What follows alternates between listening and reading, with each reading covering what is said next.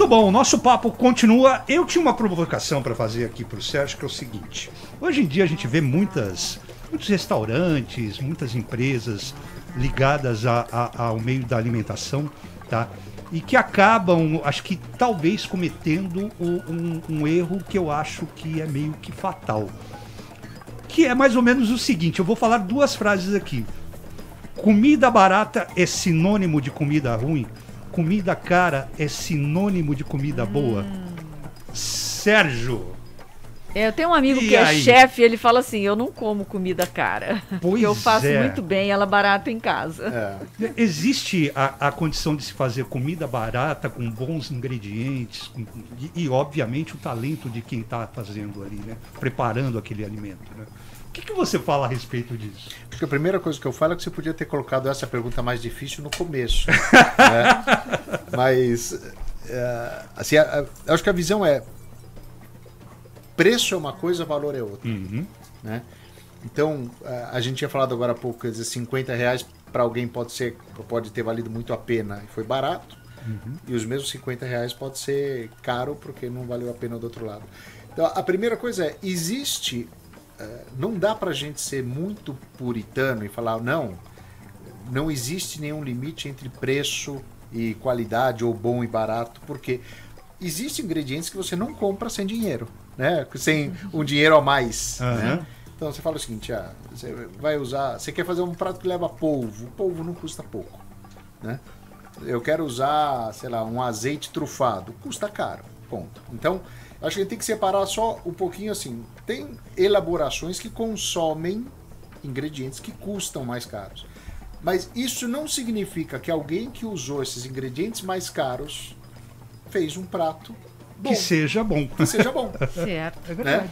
Né? Eu citei o exemplo sem querer do polvo. Né? Se o polvo, por exemplo, se você errar um pouco o cozimento do polvo e ele estiver emborrachado, você pegou um prato. Você não come.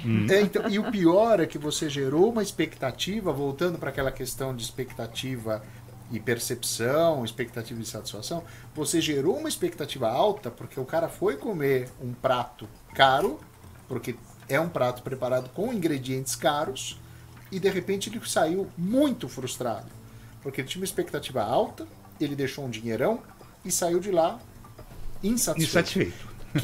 Que é até mais grave do que você estar com uma expectativa baixa, gastar pouco e não ficou muito feliz, né?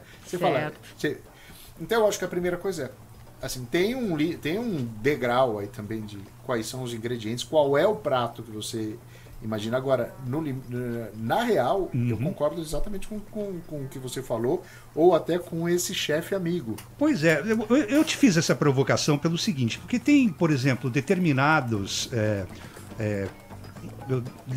empresários, determinados profissionais da área, que o cara, de repente, ele começa a ter uma queda ali por uma conta de uma circunstância no faturamento dele. Ele começa a reduzir custo, tá, barateando a matéria-prima que ele usa ali para fazer o prato dele. O preço da carne, por exemplo. O preço da carne, por exemplo.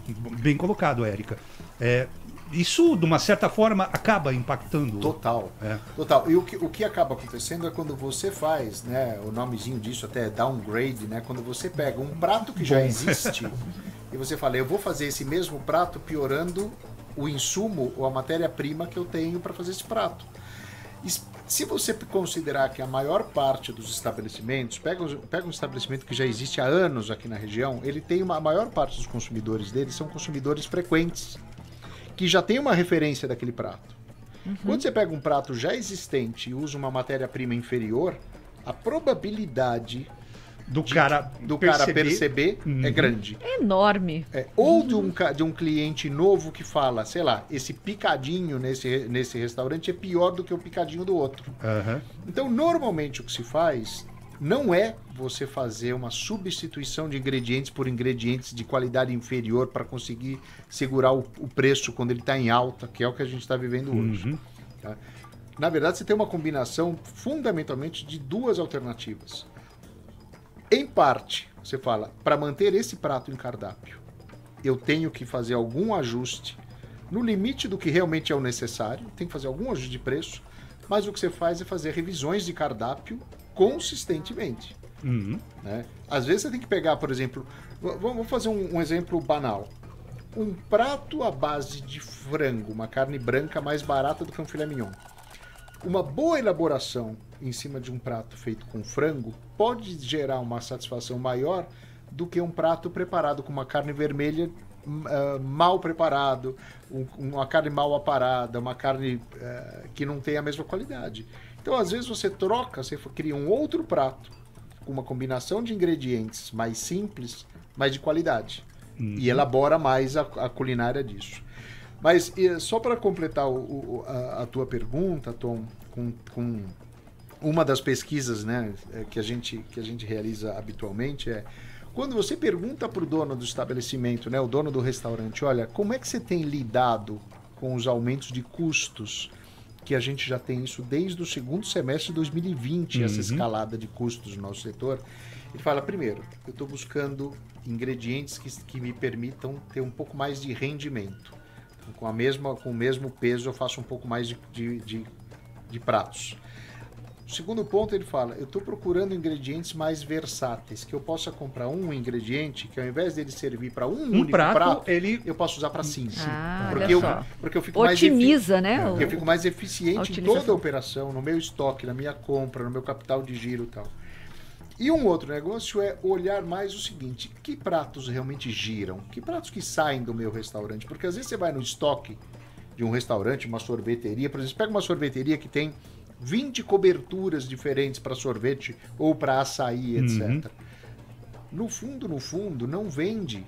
As 20 não vendem. Aquilo. Talvez venda 8, talvez vendam 10 para valer. Mas você está mantendo 20 em estoque.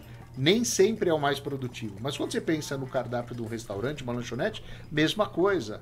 Às vezes você olha o estoque desse estabelecimento, você tem ali uma dúzia de itens que ele usa vez ou outra, mas aquilo está consumindo estoque, aquilo está consumindo controle, aquilo ele já pagou provavelmente o boleto daquela compra e não usou. Muitas vezes ele tem uma data de vencimento. Tem uma data de vencimento, ele pode correr o risco de ter perda e tal. Então, eu acho que é isso que a gente chama de alguma forma de reengenharia de cardápio, né? Esse negócio de administrar melhor o cardápio para ver... Tem os itens que são emblemáticos de cada estabelecimento, eu sou conhecido por aquilo. E às vezes o cardápio é grande demais. Carro-chefe. Carro-chefe, Às vezes você vai numa pizzaria, o cara tem 80 sabores de pizza. Para que 80? Não funciona ter 80. 20, 10, 15 são o carro-chefe. Talvez ele tenha que ter mais 10 que são especiais. Aquelas especiais e tal.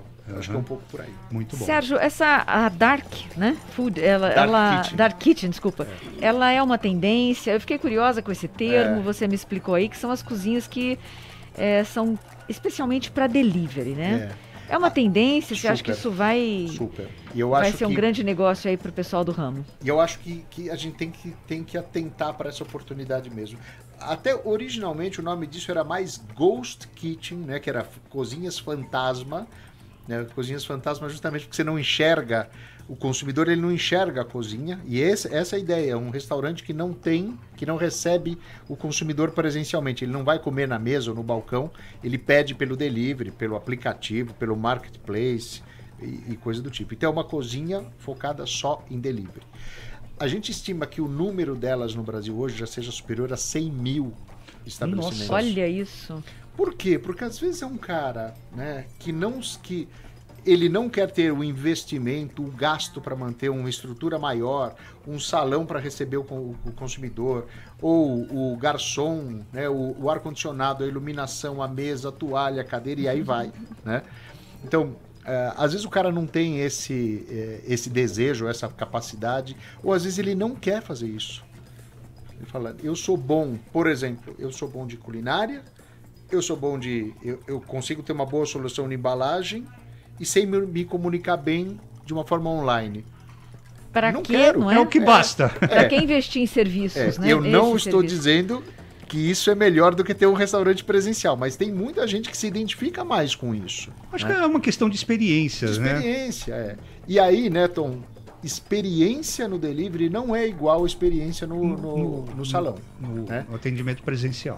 Por exemplo, sei lá, o garçom é uma peça fundamental no atendimento presencial, mas ele não existe no atendimento pelo delivery. Ou a embalagem para viagem, ela não é tão relevante no salão, porque você não consome quanto é para o delivery. Mas para o delivery é crítico, né? Tá aí, ó. Então, qual é a mensagem que eu queria só? Eu sei que a gente está caminhando no final, eu queria só deixar em relação à Dark Kitchen, né, que eu acho que é super importante para o empresário que está ouvindo ou assistindo a gente aqui, cliente da River Foods, eu espero, né?